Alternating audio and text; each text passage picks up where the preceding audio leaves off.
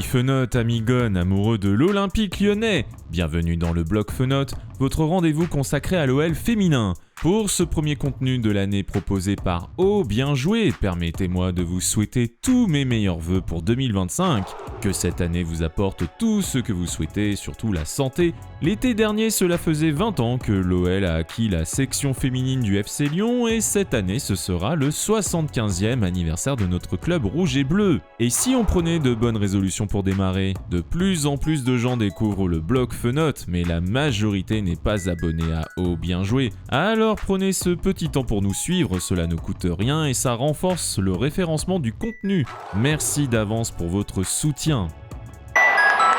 Avant de démarrer ce débrief, faisons un focus sur 2025. On note déjà l'arrivée il y a quelques jours d'Elma Juntila Nelhage, la U23 suédoise libérée de son club formateur du BK Häcken. Un recrutement qui prépare l'avenir, le poste est bien fourni, mais je me demande si cette arrivée survient alors qu'il reste 6 mois de contrat à Vanessa Gilles, qui a été décernée du titre de meilleure joueuse canadienne de 2024. C'est sa 3e saison actuellement à Lyon, mais elle est déjà 7 buts toutes compétitions confondues, et je dois avouer que je la considère comme une pièce maîtresse de l'équipe lyonnaise cette année, et donc j'aimerais bien qu'on ait des nouvelles sur une éventuelle prolongation. D'ailleurs, Vanessa était dans le Colorado durant les fêtes, aux côtés d'Ellie Carpenter, Ada Egerberg et Daniel Evan de Donk, pour célébrer le mariage de Lindsay Horan.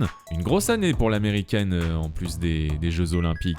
Du coup, on en profite pour la féliciter, de même que son époux Tyler Epps, qui n'est autre que le directeur sportif de San Diego, où évolue actuellement Pearl Moroni ainsi qu'une de mes joueuses préférées all-time, Delphine Cascarino. Pour ce match contre Dijon, les deux ex-lyonnaises étaient d'ailleurs présentes pour encourager nos Fenotes. Puisqu'on parle des Fenotes, que peut-on leur souhaiter pour 2025 ? Alors au vu de la dynamique exceptionnelle du début de saison, 10 victoires sur 11 en Arkema Premier League, un nul contre le PFC, un sans faute historique en phase de groupe de Ligue des Champions, la meilleure différence de but de l'équipe depuis 5 ans, 69 buts marqués, 4 encaissés toutes compétitions confondues, je pense que le triplé APL, Coupe de France et Ligue des Champions est accessible, alors dites-nous en commentaire ce que vous en pensez, mais sachez qu'on suivra ça de très près bien évidemment.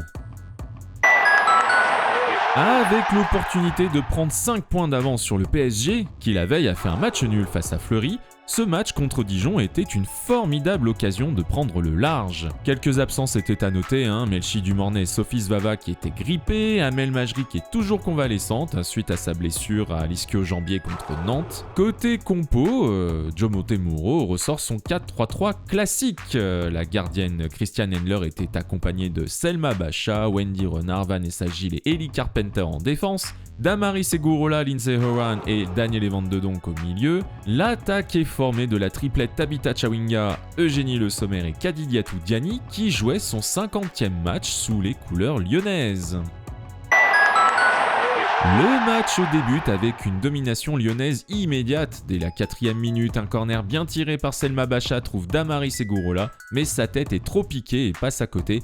Daniel Evan de Donk et Kadidiatou Diani sont plutôt actives. À la 16e minute, première alerte côté lyonnais, un centre dijonnais de Lena Goetsch, mais Christiane Endler à contribution. La Chienne réalise d'ailleurs une parade décisive, mais l'OL ne tarde pas à reprendre le contrôle puisque le premier but arrive à la 26e minute. Sur un coup franc parfaitement tiré par Bacha, Vanessa Gilles, bien placée, reprend un centre de Horan et trouve le chemin des filets. 1-0 pour Lyon. Quelques minutes plus tard, à la 43e, Tabitha Chawinga, très en vue, déborde et sert Van de Donk, qui double la mise. Lyon rentre au vestiaire avec un avantage de 2-0 sans avoir vraiment été inquiété. Alors le rythme baisse assez nettement en seconde période. Dijon tente tout de même de réagir. À la 50e minute, une frappe de Nadia Krezaiman est contrée et Endler sauve in extremis un coup franc dangereux tiré par Léa Declercq à la 76e. Malgré cela, les Fenotes continuent de dominer largement. Diani et Chawinga tentent leur chance, mais la gardienne dijonnaise Alice Pinguet réalise également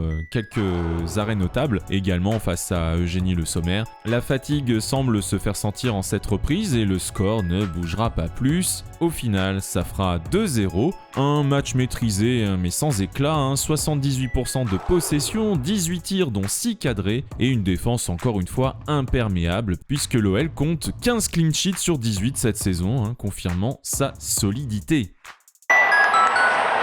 Cette année, on va un petit peu innover puisque dans le bloc Fenote, on va attribuer des notes. Alors pour ce match, je vais commencer de la moins bonne et aller vers la meilleure note. Alors j'ai donné 5,5 à Eugénie Le Sommer, qui était plutôt discrète et un petit peu en manque d'impact offensif. 6 à Wendy Renard et Kadidiatou Diani. Alors les deux Fenotes ont fait un match plutôt sérieux, mais j'ai noté quelques approximations dans les relances de la capitaine, surtout en début de rencontre. Kadi qui était un petit peu en manque d'inspiration devant, malgré ses accélérations dont elle a le secret. J'ai mis 6,5 à Ellie Carpenter, qui a été peu inquiétée, prestation assez solide. Lindsay Horan également, même note, une passe décisive, mais je la trouve un tout petit peu en dessous de ses standards habituels. Ce n'est que la reprise après tout. On monte un petit peu, j'ai beaucoup aimé le match de Tabitha Chawinga, parce que même si elle était un petit peu moins en vue devant, j'ai vraiment apprécié ses retours défensifs, vraiment. Elle était partout. Pareil pour Selma Bacha, qui a été plutôt précieuse sur les coups de pied arrêtés. Gros match des néerlandaises Damaris et Van de Donk à qui j'ai attribué la note de 7,5. Damaris qui était omniprésente sur les transitions et Van de Donk, c'est déjà beaucoup de combinaisons réussies, mais surtout un but. J'ai mis également 7,5 à la chilienne Christiane Endler, toujours sereine, une petite frayeur sur le coup franc de Claire, mais voilà, des parades décisives, elle a fait son match. Et la meilleure note, je l'attribue bien évidemment à la femme du match, un but et une prestation défensive impeccable, Vanessa Gilles bien évidemment. On va jouer un petit jeu, vous aussi en commentaire, n'hésitez pas à noter nos joueuses afin de prolonger la discussion. Avec cette victoire, l'OL consolide sa première place avec 5 points d'avance sur le Paris Saint-Germain. Le prochain match en APL sera d'ailleurs l'affiche de la 13e journée. Ce sera au Parc des Princes le samedi 18 janvier à 21h. Bon, même s'il y a des playoffs, nul doute que ce match scellera plus ou moins le sort de ce championnat. Le prochain rendez-vous, c'est le début de la Coupe de France féminine pour les Fenotes face à Reims dimanche à 17h. Voilà, c'est la fin de ce débrief. Merci de l'avoir suivi jusqu'au bout. Si vous avez apprécié comme d'habitude, n'oubliez pas de partager, commenter, liker et bien sûr de vous abonner à la chaîne. Oh, bien joué. Amis Fenotes, Amigones, on se retrouve très vite pour du nouveau contenu car au féminin comme au masculin, l'Olympique lyonnais est une formidable raison d'être nerveux. Bisous.